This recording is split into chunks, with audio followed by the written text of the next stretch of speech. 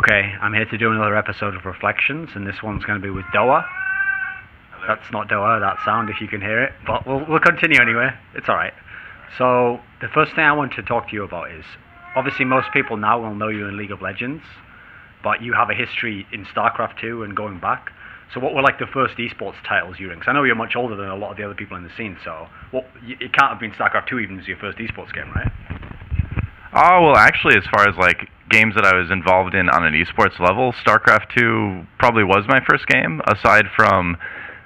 My cat's running all over the place. Aside from, I would say maybe you could count like Halo 1, because I played in some regional tournaments back in like the early 2000s when I was in college. So I guess like gaming on a competitive level, probably like Halo, maybe like just a tiny bit early on. And then esports, like professional level, StarCraft 2 is the first one. Like I got into the StarCraft 2 beta, which I was really excited about because I had played StarCraft 1 for years and years with my friends, you know, basically since it came out. But I never knew about esports, I never knew about Korea or anything like that. And so then one day I was just like searching for Terran build orders on, I just Googled it, and I found Team Liquid, and then I found like all these streams and all these tournaments and things like that. And that was about, I think that was like February, March 2010 or something like that. And then like a year later, March 2011, I was in Korea casting the GSL. So things kind of accelerated very quickly once I did that Google search and found Team Liquid. So if it only took a year to go from like not knowing what esports is to being a caster, what did you do in the year? Because most people actually in StarCraft 2 either had a really long background in Brood War, or maybe they'd been a pro player, or maybe they'd just like gone hardcore from the beta onwards, and they really put in hours and hours and hours. How did you get like what made you think like I could be a caster, or what was your plan in mind of like what type of caster I could be in a year? It was really, I mean, I think I was fortunate that I came from a background where I had used my voice a lot already. Like I did a little bit of like radio stuff all the way back in high school already, and I had always like sang choir, and I had always been interested in speaking and you know, doing debate and things like that. But as far as casting goes, it was, I guess it was literally just a hobby, kind of. I mean, I needed something to do with my time, and I just thought this would be fun. I was watching a lot of HD and Husky at the time, so I just got a microphone. I literally just like went, what microphone does Day 9 use? And I'm like, oh, it must be a pretty good one, so I got that one.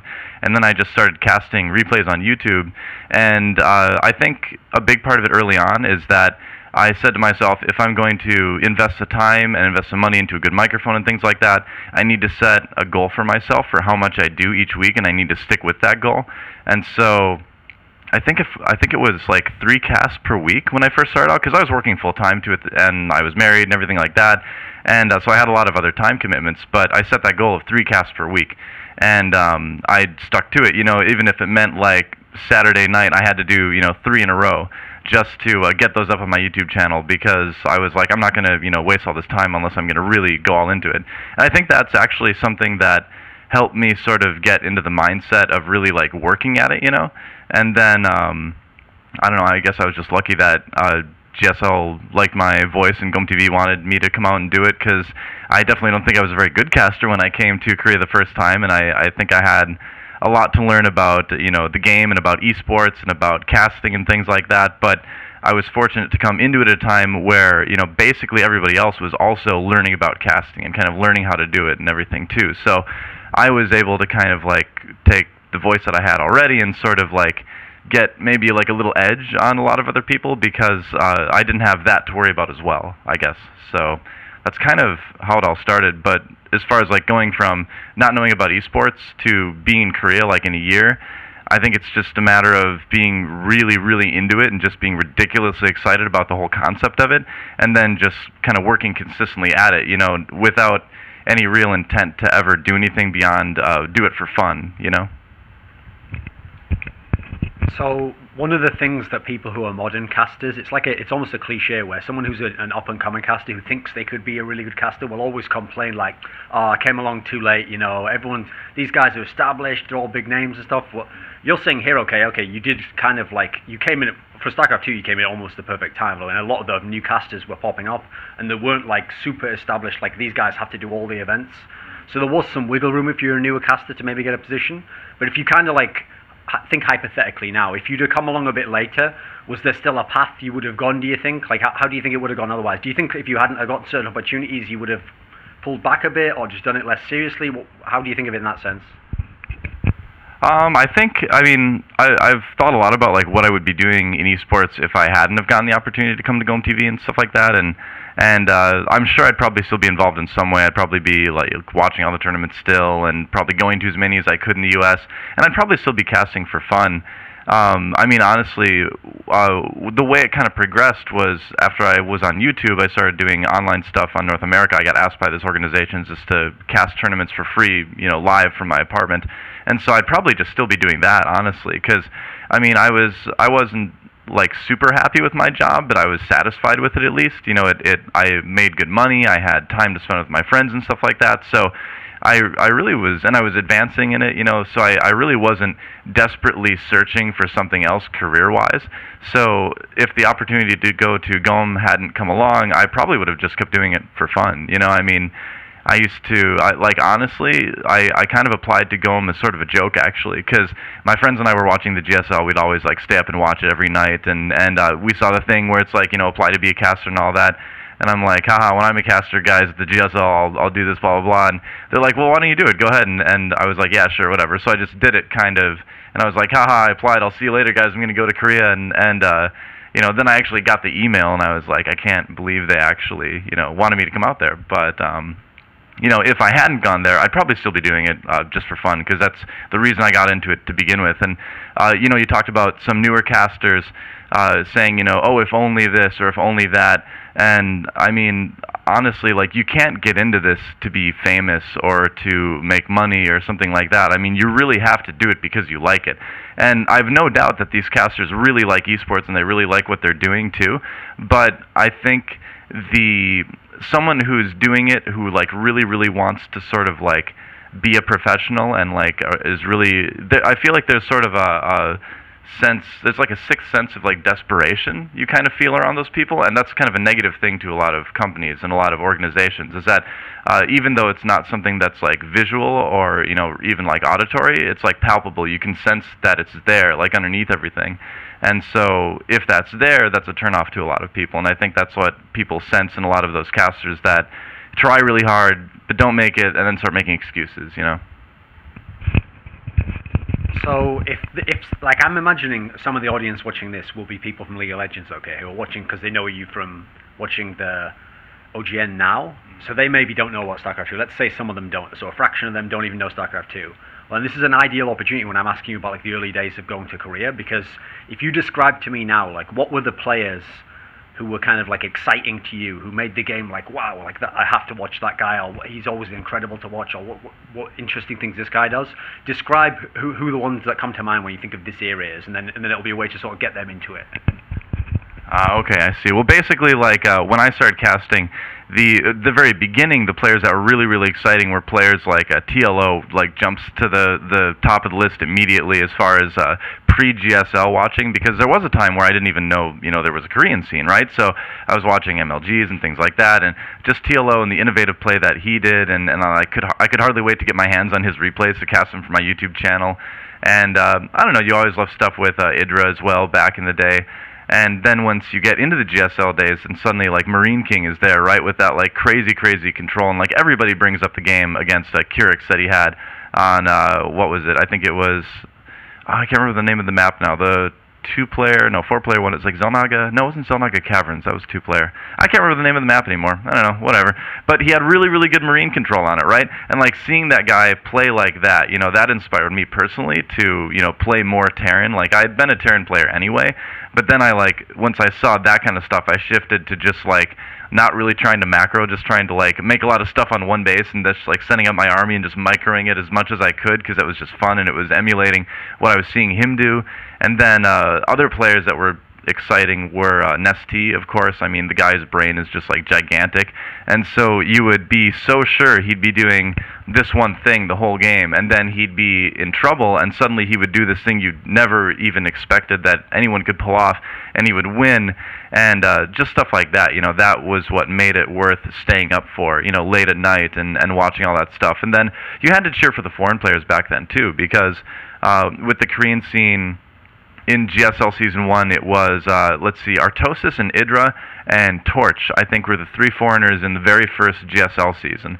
And so watching, like, and like, I don't know if anyone really remembers Torch as a pro StarCraft 2 player, but he played with Startail, and I remember him battlecruiser rushing on Metalopolis against San, and like winning a game with that, and just the ridiculous fun of like these foreigner players trying to go up against these like Korean behemoths, because even back then, the Koreans seemed, even to me, just coming into it, as like these titans, right, that were like almost unkillable. So to see like Idra, and then later on, you know, Jinro, TLO, you know, Moonglade, yeah, and basically a lot of Team Liquid guys that were over in Korea. Oh, hello.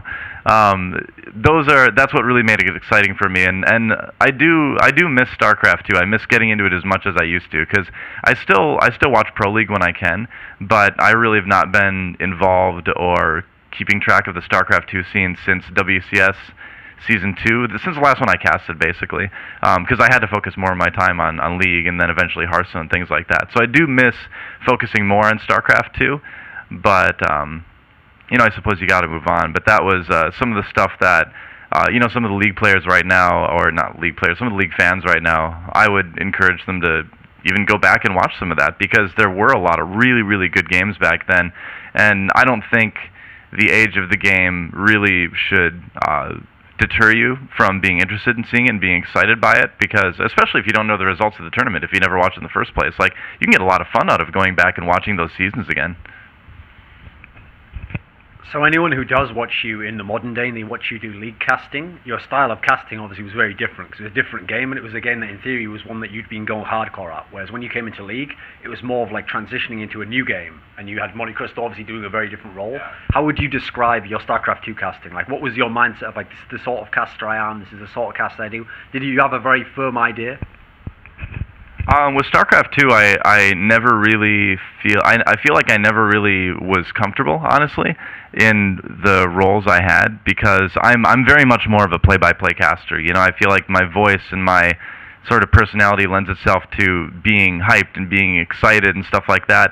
And honestly, like, at the end of the day, I have a really hard time focusing on one thing for a really long time, and that's going to make it challenging for me for like the rest of my life to be an analyst at anything, right? Because I simply, no matter how much I like something, I can only do it so much. I have to have like a lot of different things going at the same time, otherwise I get bored. So I always wanted to gravitate towards play-by-play, but I kept finding myself in positions where I sort of was pushed towards the analytical role a little bit. You know, at the GSL, you know, some of the people that I cast with early on, you know, I felt like I needed to take the lead in terms of analysis and things like that. And I was playing a lot, and it was the only game I was playing at the time. And, you know, so I really did focus as much as I could on learning the game, on, like, talking with the pros I had access to, and getting all the info I could out of. And I really tried to be, like, the best analysis I could be, you know, analyst I could be, I guess, for StarCraft 2. At IPL as well, you know, Kevin Naki is a fantastic play-by-play caster. And, you know, so then I kind of felt that I should go towards the analytical role there as well. And I think at IPL was probably when my analysis was the best, because for the most part, I was able to come into work and just study replays and take notes and like really put everything into it, you know, which that was actually kind of nice, because when I'm, you know, home in my own apartment, there's all these distractions and things like that. So at IPL, I could go in the office and kind of put those to the side, and I think that helped my analysis as well too. But I think I always would have preferred to be more of a play-by-play caster, but a lot of the Code A casters were kind of in the middle. Like, we never actually sat down and like hammered out roles for ourselves, like, you know, with Moletrap or Wolf, and you know, not with Kelly Milkies obviously, but we never really had that discussion, you know, and I don't know if it's maybe the scene just wasn't developed enough to that point, which, you know, maybe it was because Nick and Dan seemed to have pretty well-defined roles, but it was less so back then. Like, their play-by-play and analytical roles are much more defined now than they were back then. And so I think that conversation just wasn't happening with casters as much. I think if it would have, that would have helped everybody as far as the Code A casters went. But, you know, it didn't. So I think we all kind of tried to be a little bit of both. So yeah, really like with StarCraft 2, and then when I was at OGN, then I'm casting with Monte, and Monte's a fantastic caster as well, obviously, but doesn't really have a lot of StarCraft 2 knowledge. So and because he'd been focusing on League, so I was again kind of pushed towards the analytical role, which is something that I always tried to do the best I could, but knew that I was never gonna really be that great at. But so I don't know, it was fun. I do miss casting StarCraft 2 to a certain extent, but I always wish I could have been able to do it in a pure play-by-play sort of sense, and I never really felt completely comfortable doing StarCraft 2 because of kind of the way the roles worked out with my casting partners. When you were back around this kind of time, I know at the time when IPL was ramping up their events, they were getting bigger and bigger and bigger, and they looked like, by IPL 5, it looked like, wow, if this continues to IPL 6 and 7, this could be a really big circuit. Yeah. I know a lot of people actually wanted to like work full-time for IPL, and it seemed like it was going to be like an MLG type of scenario where it was just going to get bigger every year. At the time, StarCraft 2, some of the companies in NA like took a downturn, or they got rid of StarCraft 2, and this was almost exactly the meeting point of when Korean League of Legends was getting bigger and bigger to its absolute peak and getting the English casting in place. Is there an alternate world in which if StarCraft 2 goes a different direction, keeps going up, or stays at the same level, you just stay in StarCraft 2 and you never try out League? What pushed you to go full-time in League, do you think? I think the biggest thing that kind of sealed the deal for going full-time in League was what happened with OGN and WCS basically, and a lot of the way that WCS was organized in Korea. I think it could have been done a lot better. I think that it hurt the scene a lot more than it helped in Korea. And then you had the awkward situation where it was Monte and I casting the same games at the same time as Nick and Dan were, as Tastosis and Tastosis were, and and the way that split the viewership, and the way that it split up the fans, and the way it split up the players, and the way that affected the prize pools and things like that. And at the end of that year, by the end of season 2, OGN, obviously, because they don't do StarCraft 2 anymore, people were really questioning, should we continue doing this game? And it was truly heartbreaking, honestly, to see the veterans in the production staff at OGN that had done StarCraft for a decade, and they absolutely loved the game, and really took it as far as they possibly could, and probably farther than they should have financially, but just didn't want to get it up, or didn't want to give it up, rather, because of the love of the game that they had. But they just had to face the facts that it just wasn't going to be good for the company to kind of continue with it. Is the sense I got when I was there, and kind of seeing everybody and how they were acting and what people were saying and all that. And so pretty much, I mean, when WCS went away from OGN, that was the end of StarCraft 2 for me, and I just went all in on League of Legends. And I talked about the comfort I felt, for StarCraft 2, and I never really got to do the role as I really wanted to do it. But that's totally different for League. Like for League, I get to be a pure play-by-play caster, and I feel like I get to really focus on my strengths, So as far as casting goes, I'm a little bit happier, I guess, as far as what I get to do in my casting now. And that's not too, I don't want to sound too negative about Blizzard and StarCraft and all that, because I still like StarCraft 2, and I'm still like the biggest Blizzard fanboy ever. But just StarCraft 2 in Korea, the way the WCS system in the first couple of years worked just was not good, and I think it ended it for OGN and ended my StarCraft 2 casting career basically. And who knows, maybe someday there'll be a resurgence and I'll go back to it, and I'd be happy to. But I doubt that'll happen. And League's worked out well so far, so there's no sense really looking back too much about it. So, as someone who has gotten to know MonteCristo a little bit better, okay, this is obviously an interesting person, but there's like layers to him, and so the first impression you get might be different from what you think a month later, 2 months later, 6 months later, depending on how well you get to know him or what kind of level you relate to him on. So I want to go right back in time, like just see if you can think, when was the first moment you ever even saw or heard about MonteCristo, and what was your first impression of the guy? Oh man, the funny thing is when we first had to cast together, it was he was still really jet lagged because he had really gotten to Korea, or he had just gotten to Korea.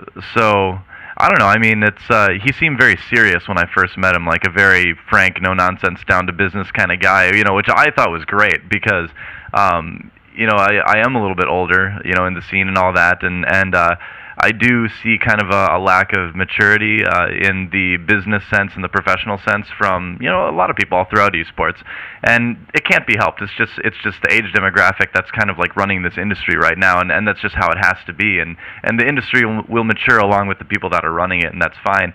But it was kind of like a breath of fresh air to have someone in here who was just like down to business. It's like, all right, this is what I do, and this is what this is what I like to do in a cast, and this is how I'm going to treat the business side of things, and right off the bat, like, Monte was, like, solid, so, I was just really, like, impressed, basically, with the seriousness, but, also, I had a little bit of trepidation going into it as well, because it's like, well, I'm not the most serious person in the world, too, so I don't know, how these personalities are going to sort of gel, or if they're going to gel. But I don't know, it just felt like from the very first cast that everything was working really well, and even though he was really jet lagged, because basically he like got off the plane and then like the next day, I think, or the day after the next day, we were on a train down to Busan to do the opener for Champions Winter that season, back the 2012 to 2013 season. So he was still like really out of it as well. But even from that first cast, like, and I was terrified because it was my first league cast, and like I had trained a lot for it, and I felt that I was ready. I thought I was ready, but I was still really nervous. So all that stuff was coming together, and I think it still worked well, and I was satisfied with the results, and I don't know, it kind of improved from there. But like you said, Monte is a guy with layers, right? But I think everybody has layers, and as you get to know anybody, you're going to sort of like see more of those layers, and it's not necessarily like an onion where you peel off a layer and it's like, oh no, there's a new layer underneath that one. It's more like they're kind of like these interchangeable layers that like shift places from day to day, based on various circumstances. So I don't know, just getting to see the different facets and all that of MonteCristo, and I'm sure he got to know me too on all my various levels as well, and I suppose people talk a lot about chemistry on the cast and all that too, and there, it's nice to get along and be able to cast together and all that, but it's also good to be able to sort of tolerate things you don't like so much about the person as well. And I think I think he and I have done a very good job too about sort of kind of accepting the things that we do that like irritates each other as well too, which is I think just as important as like having things in common and like getting along on those other levels. Am I kind of like rambling? Oh, this is good. Okay. One of the things that might surprise people about the behind the scenes of casting is that when I think of like casting that I've done myself and people who are friends of mine who are casters have done different games, usually when you get hired for a certain job and say it's a one-off event and they tell you you're going to be doing it with this guy, in general, I've noticed people don't actually discuss like what role are we going to do and how are we going to do it and what style do you want to do it in. People just kind of like, you just do it and then you just naturally find some sort of equilibrium and you just go with that. Okay, yeah, so if people don't like the casting and they're in the audience and they might say, well, why is this guy doing it like this, or why didn't they do it like there's not really that much thoughts going into it. People tend to just do it and then hope for the best. Okay, and so you'd think maybe like a producer or someone, there's a guy who needs to figure that out. I got the sense when I talked to Monte that at some point really early on you guys either like had some sort of discussion about this is how we'll cast and this is like how it's going. Was it along those lines? Oh yeah, absolutely. Like right from the beginning, I think maybe even on the train on the way down there, like for the first cast, we were already discussing like what our roles were going to be and like who was going to handle what on the broadcast. My cat he just can't get enough of me apparently. Sorry about that. But anyway, so basically we had all those discussions all right away because that was at a point where I had already been doing it for a couple of years, and he had already had a lot of esports experience as well, and so again, like going back to the sort of professional mindset coming into this, I mean, that's a conversation that I wanted to have right away with him, and that he wanted to have right away with me too. So that just worked out, really well, in that we were able to just both be like, we were able to have that conversation and be like, all right, this is going to be this is the person who's going to do this, is the person who's going to do this, this is what each of us are going to focus on in game. I'm going to do the team fights, he's going to do, other stuff, and do the analysis and things like that. I'll do the intros. Then like when a team fight happens, he'll break down the replay, and then if there's anything else I can add to that, like something he may have missed in the replay breakdown, I'll add that after he's done. But so I felt like our cast was very intentionally structured right from day one, and then over time, we've been able to sort of refine that, I guess, and we still do have conversations pretty often about, things we can tweak and things we can kind of improve, and I think you need to have that. Like, if you don't have that, then, what's your cast going to be? It's just going to be like a big mess where people aren't communicating, and you're not going to see that improvement. It's going to, like, kind of go like this, some days you're going to be really on, and some days you're going to be really off. One thing, just from my own experience casting and kind of like having an idea of what someone's doing when they're casting, I've noticed that in League of Legends, there's actually quite a lot of downtime in a game. Like, where you notice, okay, they had a little skirmish here, but okay, I can see by this guy's going back, and they're going back, like, there's not going to be any more action or anything really significant to talk about for, like, maybe a minute, a couple of minutes. We've got some time to fill here. But casters in general, the one thing they're all really good at is filling time, and just, like, find a way to make it go to the next sentence, and so the viewer's just thinking, like, oh yeah, he's just thinking of what they're saying. He's not necessarily thinking, oh, it's not going to be anything for a minute or two. Did you always have a good sense in League of Legends, if you're trying to put in a joke or you're trying to be lighthearted, did you have a good sense early on of, like, when those moments were? Was it ever awkward, like you were halfway through saying a joke and then do you just cut if it goes into a team fight then or something? Like, what was your timing like, do you think? As far as all that goes, that's one of the things I really love about casting League of Legends, is that I feel like there is a lot of time in games to sort of bring more personality through, where you can, like, talk about various champions or the lore or the players and things like that.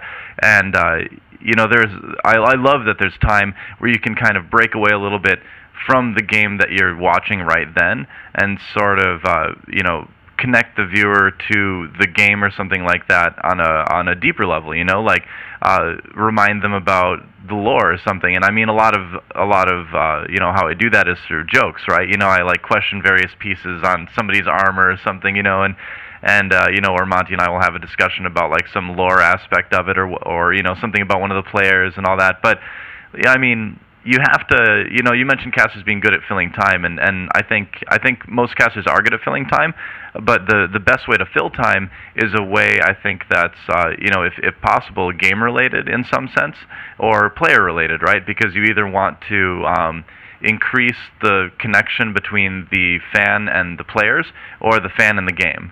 And I'm not saying I do this all the time. Obviously, we digress into, like, totally weird stuff on OGN constantly. But, like, generally, I try to have one of those two things be sort of the focus of that downtime stuff. Is get the player more familiar with something about the game, or some anecdote, or something about the players.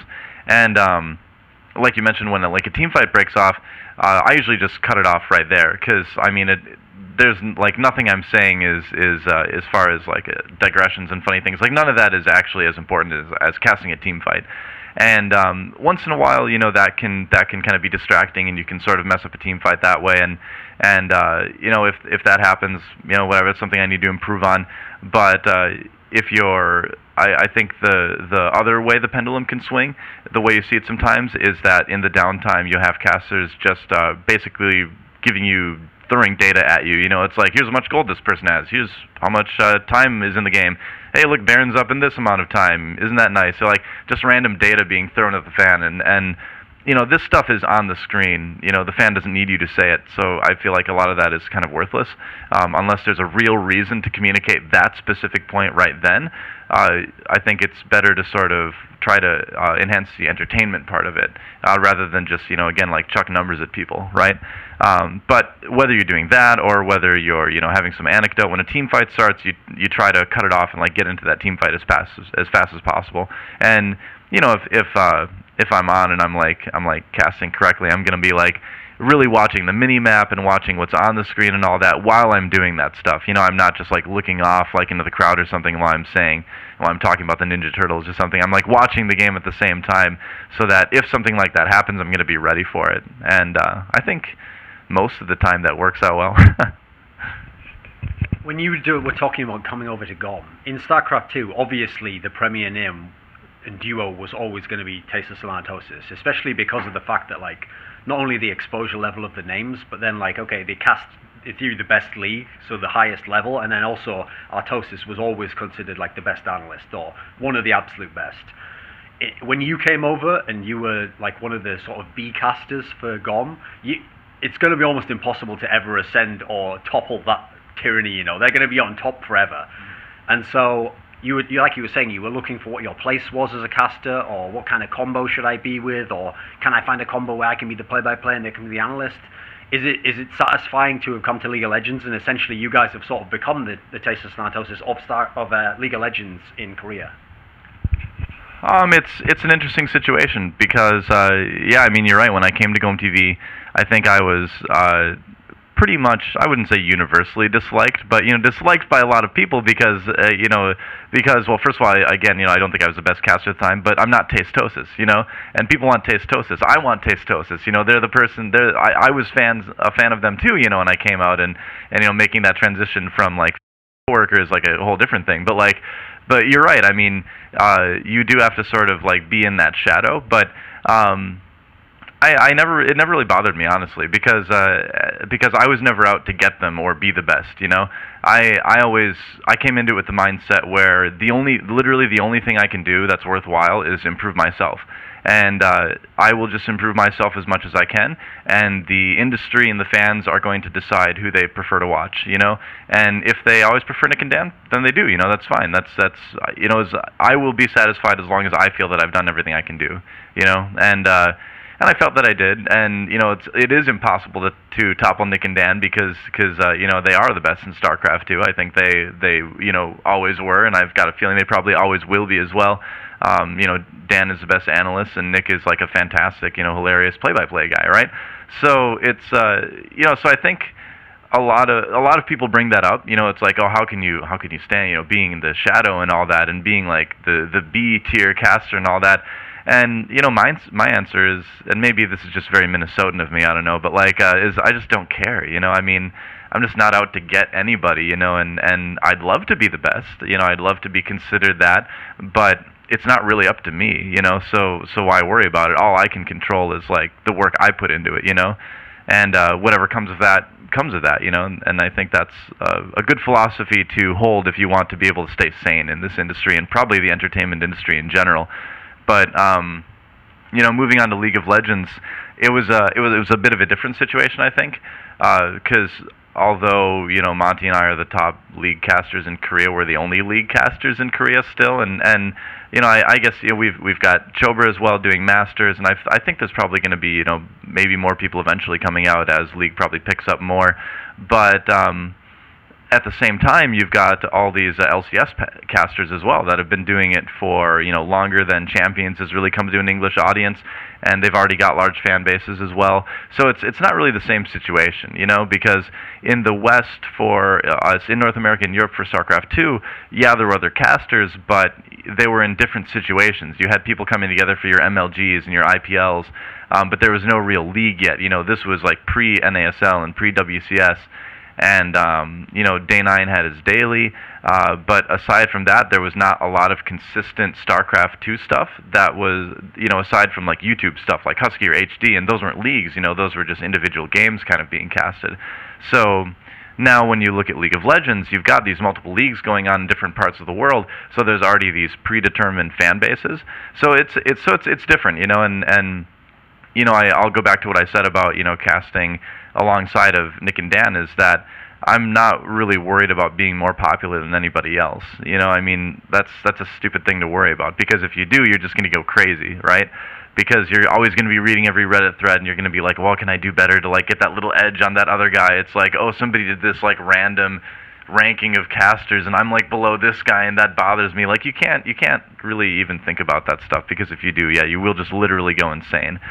So as far as Monte and I goes, I mean, I do see situations where people call us the best casters and all that, and that means a lot to me. I really appreciate that. I'm so honored. I'm so happy that there's people out there that have that opinion of my casting and of Monte's and my duo, in Champions.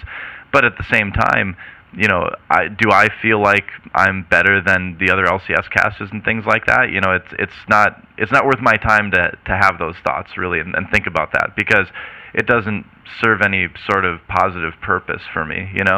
I mean, again, I just have to go back to like, I'm going to do as much as it takes to make me satisfied with how I'm doing, and then whatever comes of that, like whatever the fans say after that, like, you know, that's out of my control, so whatever. So if you allude to your past then, so there's this guy DoA, he lives in Minnesota, he's married, doing a little bit of StarCraft 2. How do you go like from that, and then suddenly you're in Seoul, which is like a metropolis, and hardly anyone speaks English, and it's like isn't that a total culture shock? Like, was it immediately something you liked and you could embrace? Was it like a hard transition initially?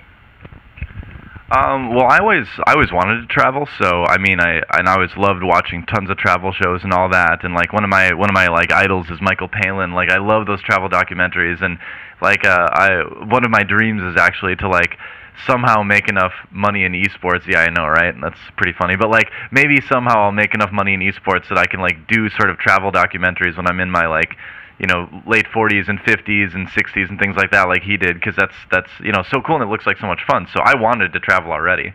So I think having that desire to sort of put yourself in those situations, and the sort of readiness you have to meet other people in other cultures and sort of accept those other cultures lessens the shock, sort of.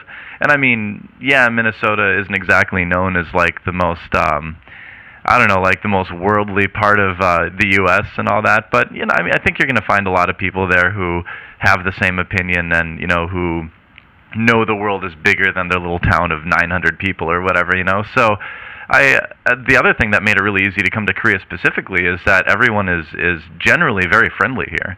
And you know, I'm sure you've experienced it as well, and a lot of people have, that honestly, like the attitudes of most Koreans in day-to-day life reminds me a lot of your average Minnesotan, honestly. Just like kind of reserved, fairly polite. You know, if they bump into you, it's like, oh, sorry, you know, kind of thing. So honestly, as far as like the culture goes, there's some things that are obviously drastically different from the U.S., but your average day-to-day person you'll meet on the street was very similar in demeanor to a Minnesotan. So I felt very comfortable here, even though the language is different, and I was already like studying phrases on the plane to Korea the first time I came here, because I think you know, obviously if you're going to a place, you should learn the language, because otherwise you're not going to be able to communicate, and that's a little bit of a problem if you want to live there or get anything done there. And this is kind of silly, but there was a show back in the 90s called The Young Indiana Jones Chronicles, and in the very first episode, they go to like Egypt or something like that. I think it was Egypt, and there's this sort of older archaeologist that's sort of like a role model for Indy, kind of, and they're talking about language, and he says, you know, Indy, you know, wherever you go, learn the language, because that's the key that unlocks everything. And that's so true, because you know, when you learn the language, by the way a culture puts words together will give you an explanation of why they do things in certain situations too. It's more than just learning how to say, hey, I want another beer, right? You know, which was actually one of the first sentences I learned how to say here. Thank you, Tasteless. But it's so important to be able to understand a culture from a linguistic point of view as well too. And my Korean's still pretty bad. I'm like basically, you know, barely conversational. But when you see sort of how they arrange sentences, that also gives you a clue into sort of like their mindset when they approach certain situations, which is something that I hadn't really thought about until I really started studying Korean. But I don't know, I mean, learning the language and focusing on that has really helped with the culture shock and all that. I'm like kind of forgetting the original question a little bit. Have I pretty much covered it? Or okay, well, I guess I'll just end that one there.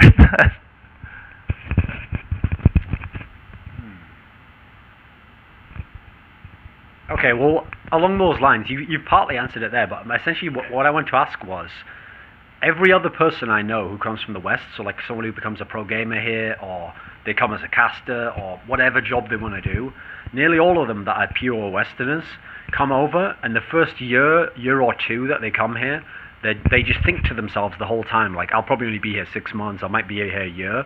And so every single one that I've ever asked, like, oh, you've been in Korea for like 2 years, do you know Korean? They're like, no, I haven't really learned it. And I'm like, well, why not? Like, you want to live here? And they're like, yeah, I know that now, but I thought I'd go back in 6 months, so I thought it'd be a waste of time. But obviously all of them wish they'd now started when they first got here, so then they'd be 2 years into it, you know.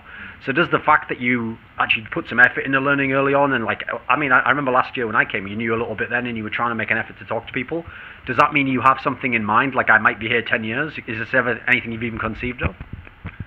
Well, I think this kind of gets into my whole sort of like thoughts on the industry in general, and I think my career as a caster, like I feel that as an esports caster, not just as a league caster or StarCraft 2 or Hearthstone, but as an esports caster in general, you need to go where the opportunities are, and so I feel like right now the best opportunities for me are here in Korea, so I don't plan on moving away. Like, I mean, I'm going to be here. I don't know how long I'm going to be here, but I know that I'm going to be here until I feel that there's better opportunities in another part of the world for me.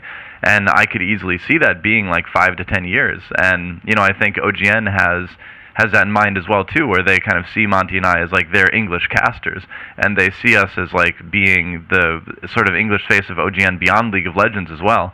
And so that's you know, that's an important commitment from them, and I want to honor that, and also for my own personal career. Yeah, again, you know, I just don't see myself leaving anytime soon. But even if I knew I was only going to be in a place for 6 months, I would still probably focus on the language as much as I could too, because it just makes it easier and it's fun. I mean, if you don't like languages, it's going to be harder, and you know, I have always regretted that my Korean learning hasn't gone as fast as I wish it had, because just the esports schedule changes so much. It's really hard for me to ever get any sort of like regular class time or tutoring time or something like that. Like, I've had multiple different tutors, and I always end up having to kind of like give up because I have to keep like canceling and changing my schedule and all that. And you know, I've never really had an opportunity to take like a college course or something too, because you never have that much of a block of free time to kind of do it. But I don't know. I think I plan on staying in Korea kind of indefinitely, and I think I kind of planned on that to begin with too. You know, I wouldn't have moved out here if I thought it was going to be just a short thing, and I think part of it too was I quit like a pretty good job, I thought, to move out here and do this. You know, so when I did that and I gave up all that stability, I was like, all right, well, I'm already in my, you know, I'm past my mid-20s now, and I'm doing this. Like, I have to make this work. Otherwise, I'm going to be in real trouble, right? I'm going to be scrambling for a job. I don't want to start a new career like it, you know, in my 30s or something like that. So I have to make this work. And I think that was also a big part of the motivation to like stick with it and just accept that, you know, I am where I am, and I'm going to be there indefinitely. But luckily, I love living here. And I think there's like two types of people that come to Korea. Like, one will end up loving it, and one will end up hating it. There's really not like a gray area, I think, as far as like people I've met that have come here. They either want to stay forever or they want to leave as soon as possible, you know, and I'm definitely one of the people that wants to stay for as long as possible. In your casts, you always reference the fact that you play League. Actually reminds me a bit of the way Tastosis always used to do that running joke about how he like took all the nerd slider points over, like, you know, like you will always reference like who you're playing at the moment, or I was playing this character's support the other day. How much do you actually play League now? Like, was there a period when you played it a lot? Like, what in terms of beyond just the casting and for your job, how much do you just play as a game? I played a lot, and it's the nice thing about that is that I feel a lot less pressure doing that as a play-by-play caster than I did as StarCraft 2 being an analyst, because I would really like rage and get angry at StarCraft 2 and beat myself up and be like, you know this, why the heck can't you do this? You know, I get really mad. Like, I've broken keyboards getting so mad at StarCraft 2, and I can't say that I've never raged at League, you know, or anything like that, but you know, I do play League, and I get to relax a lot more and just have fun doing it too, because I feel like my job as a play-by-play caster, you know, when I play the game, the point of that is to kind of get into fights and like sort of get familiar with how the spells interact with each other and all that, and sort of like, I guess, maybe a little bit of lane matchup stuff too, because you know, I do play the support role a lot, and you know, if you play enough games, and I've, you know, played quite a few, you do sort of get the flow of how like certain matchups kind of work, even if you're not playing it at like the highest level. You'll know little things about, oh, I need to be like this distance away from this person to be safe, you know, or I need to like do this sort of maneuver to sort of get into a position to get around the minions and do this. You know, I mean, there's little things you can learn about that I try to like bring into my play-by-play casting that I can do even as not the best League player, you know. But as far as how much I really play, like I do play a lot, but it does tend to go kind of in waves, you know. Like, again, I've said before, you know, if I do anything too much, I'll get bored with it, and I will just start getting distracted, and I have to do something else. So I will go through phases where I'm playing League, like, every day, like, 5 games kind of thing, and then I'll you know, maybe I'll get a little bit burnt out on it, and then I'll play maybe, like, a couple games a week for a while. You know, so it kind of goes in waves like that, or you know, if I've got a Hearthstone thing coming up, I'll just kind of give up League for the week and I'll just play nothing but Hearthstone, you know. So it's like that for everything, you know. Everything I do kind of like goes in like waves of interest, sort of. But I do play, you know, League pretty consistently, pretty much all the time, you know, nearly every day. I'm playing a game or two. But not a lot lately, actually, because I've had to get ready for Hearthstone, and I was on vacation and all that. So actually, lately, I haven't been playing. Like, as we were recording this, I haven't been playing much in the last couple of weeks. But usually it's almost every day, if not every day, a game or two. And, you know, when I was first starting out casting, I would talk about my own games and, you know, just about things like that. And I actually received criticism from somebody else in the industry, and I won't say who, but they said, you know, nobody wants to hear about, you know, your experiences in the games because you're not a pro player. And I kind of took that to heart, and I was like, oh, well, I guess I, you know, shouldn't talk about my games. But I've changed my opinion on that as time goes on, and at that time I really wanted to try to soak up as much advice as I could. But now, you know, when I look back on it, you know, it's my experiences playing League of Legends are much, much closer to the viewers' experiences than the game that we're watching, than this pro game, right? You know, so me talking about my experiences, the reason I do that is because I want to be like sort of the avatar of the average, you know, casual League player, right? You know, I mean, like, I kind of want to be the guy who's like, hey, you know, like, we're in the same boat, you know, I'm suffering with all those like horrible people in silver just like you are, you know, and I don't feel any sort of aspiration to try to pretend I'm like better than I am, you know, or pretend that you need to be a good player to be a good caster, because you don't, you know.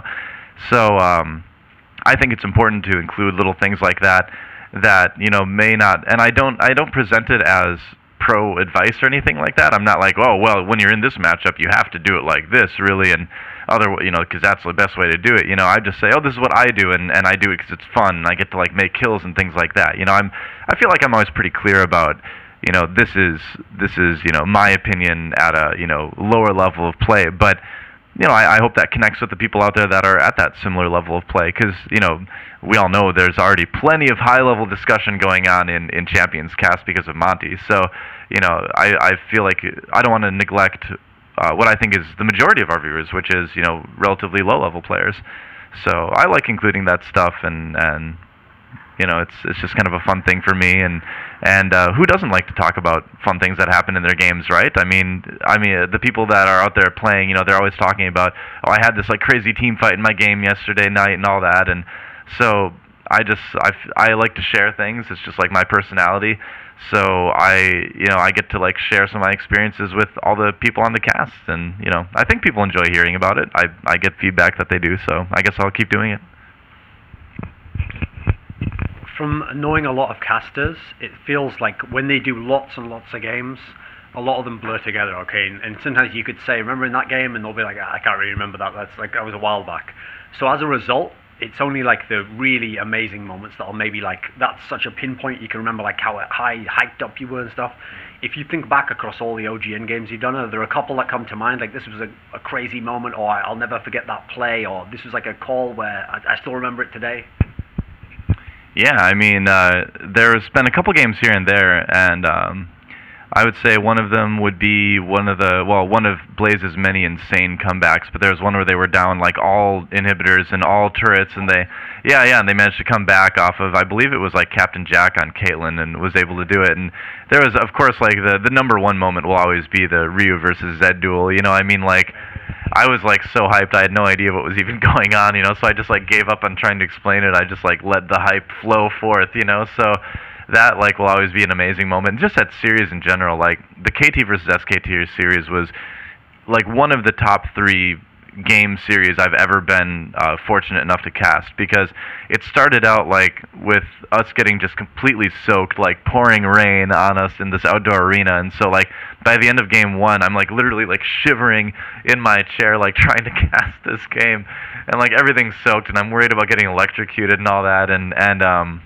you know, so then you go from that to like SKT being down 2 games, and you're like, oh, I guess it's kind of over, because it looked over, you know, and then like they come back and win game 3, and suddenly you're like, oh wow, what in the world? And then it comes back to this like insane game 5 with the Zed mirror, and just like an amazing series, you know, like just running the gamut of like both emotion from being like kind of bored at the end of game 2, and like Also, like, physical senses throughout that game, from being like completely frozen and soaked and then being like wet and like really uncomfortable physically through the whole series, but like it being so good. It was an experience, man. That was insane. But that one's always going to really, stand out.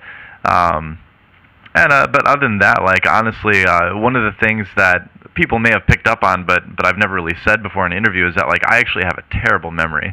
I have an awful short-term memory, and my dad's the same way, actually, where especially like things I hear, and I've heard this is like a thing where, like, basically something I've heard and taken in, like, I will forget like 80% of it within the next 5 minutes. And it's, so I don't want to say it's like, it's a challenge definitely to do stuff. But then the weird thing is that, like, I'll remember them later on, like a couple hours later, I'll be able to remember it.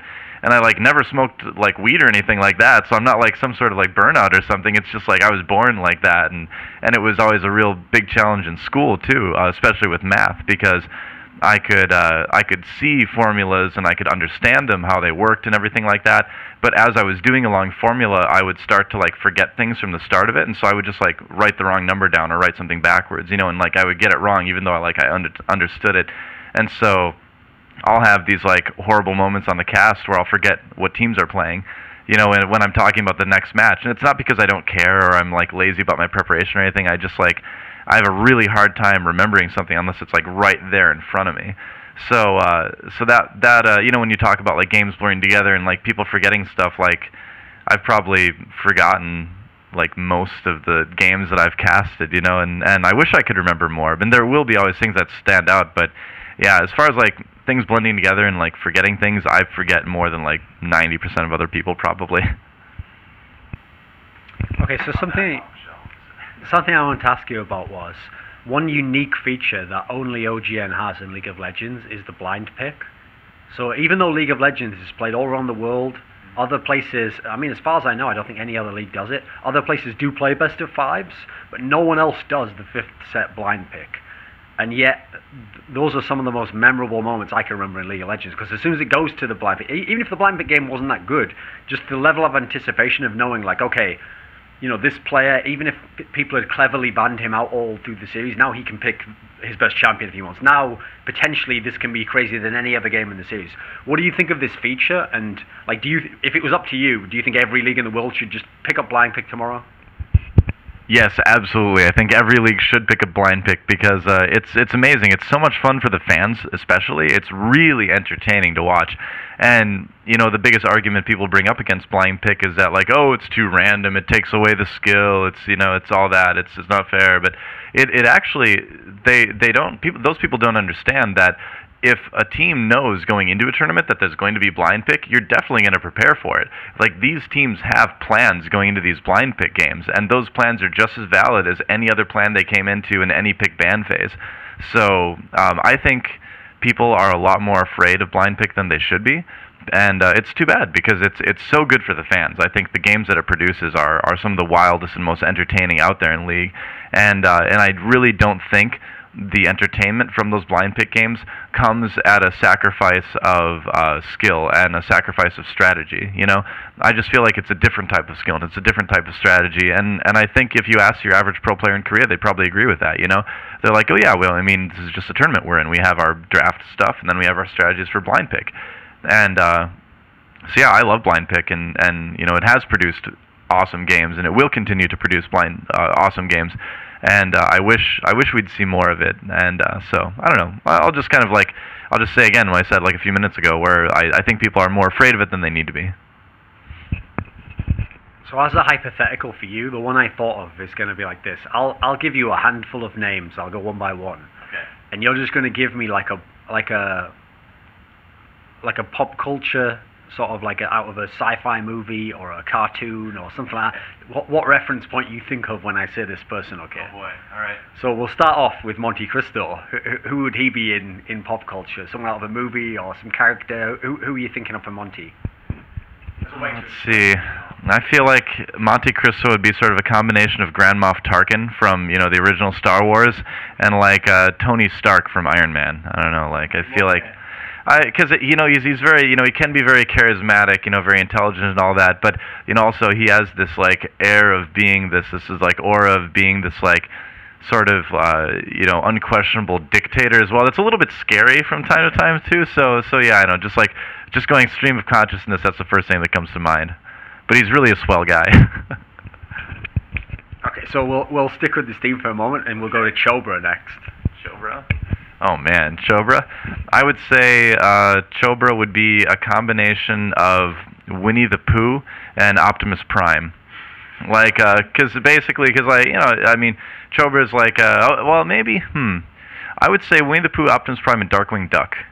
Because, you've got like a lot of enthusiasm and excitability, and I think he's like a good and honorable fellow, like Optimus Prime is, but he's also kind of like this sort of more reserved, shy, sort of lovable Winnie the Pooh type, right? But then Darkwing Duck, because there's a dangerous side to Chobra, I mean, there is, yeah. There's that as well. People may not know, but there's an edgy Chobra as well that's out there. Yeah. Okay, we'll do a few players now. So, well, let's just go with one of the most famous personalities, Doublelift. Who would Doublelift be like? I don't know Doublelift that well, actually. I've only met him like once or twice, but I don't know. Doublelift. He's he's definitely got a bit of an attitude. I would say Doublelift, more than anything, reminds me of like the Link from the cartoon Legend of Zelda back in the 90s, where he's like, "Excuse me, princess." Like that's like, I would say, if we want to go like any sort of pop culture cartoon, like I think Link from the 90s Zelda cartoon would be probably the closest to Doublelift, only using a gun instead of a bow, Yeah. What about Faker? Well, Faker is just like, he's like Cthulhu and Zeus and like I don't know, like Odin and like all these other like gods and like elder gods all rolled into one. Like, you just look at Faker and his eyes seem to smolder like a Super Saiyan kind of, and so you've got like this sense of like terror and awe when you look at him, but it's all contained within this like small little Korean man as well. So like when you meet him, you meet this like kid, and he seems very like shy and reserved, but when you look into those eyes, and when those eyes share back at you, it's like all these deific figures, and maybe like a little bit Velociraptor too, but not one Velociraptor, like a whole pack of Velociraptors. Okay, for my last one, I'm going to go Locodoco. Oh man, Locodoco. Well, the word bowl cut comes to mind right off the bat, but I don't know. Locodoco. He's hard to, I mean, there really is only one Locodoco. He's hard to kind of compare to people, that's true. But if I had to compare Locodoco to some sort of pop culture icon, I don't know.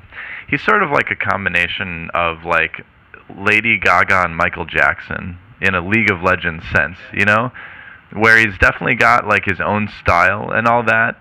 But like Michael Jackson, I feel like there's this like little sense of insecurity about his appearance to the community as a whole. There's this little bit of nervousness that underlies everything. So he's like puts himself way out there, but like it's still like a little bit reserved too. Like it doesn't quite, kind of holds back a little bit, due to some nervousness. So I don't know, but he also like all of that, but as like a small child, because he's a kid. He's a kid to me anyway. Okay, so at the end of the interview, do we have like a final message, someone you want to thank or say hello to as we wrap up? I don't know. Well, thanks to you for doing this interview, but I mean, there's all the typical thank yous. I mean, I'm really grateful as always to Nick and Dan, to Tastosis and Tastosis for really taking me in when I came out to Korea and showing me the ropes as far as like Korean esports goes and the way the business goes and all that. But mostly, I mean, all my thank yous would be to all the the people that helped me out on the way, that I got to work with. All my co-casters over the years now. My agent Toby right now is really helpful as well, and of course the extreme generosity of all the fans out there, as far as like all the very nice things they say about me, and it puts a lot of pressure on me. I like I've said before, to really do the best I can and continue to sort of push myself as much as I can, and I haven't always done that. there's been things about these last couple of years, like with the divorce that I went through and all that, and you know, a lot of moving and things. Like there's been a lot of points in time where it has been very emotionally difficult for me, and I, you know, haven't always acted behind the scenes in you know, ways that I wish I had, you know. So I really appreciate people, you know, putting up with me basically, and you know, I hope I'm, you know, worthy of all the you know, love that I get from the fans and my fellow co-casters and all that stuff too. So, you know, kind of a big thanks to all of them, and I'll just keep working hard and trying to like bring all the, you know, giant robot references I can to what I do.